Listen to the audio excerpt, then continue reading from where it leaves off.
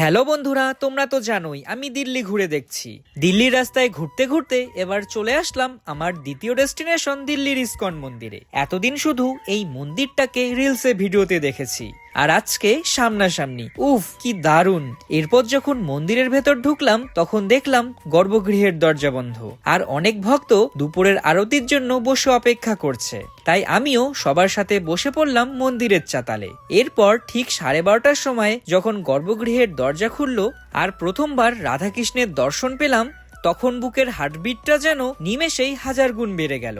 আর দুপুরের রাজভোগ আরতি দেখে কি যে শান্তি পেলাম সেটা বলে বোঝাতে পারবো না। এরপর এখানে কিছুক্ষণ সময় কাটিয়ে মন্দির থেকে বেরিয়ে কিছুটা রাস্তা হাঁটতেই চলে আসলাম হাজার হাজার বছরের পুরনো অশোকের শিলালিপি দেখতে। অশোকের শিলালিপিটা একটা ছোট টিলার উপর রয়েছে, আর সেখানে ওঠার জন্য রয়েছে কাঠের সিঁড়ি।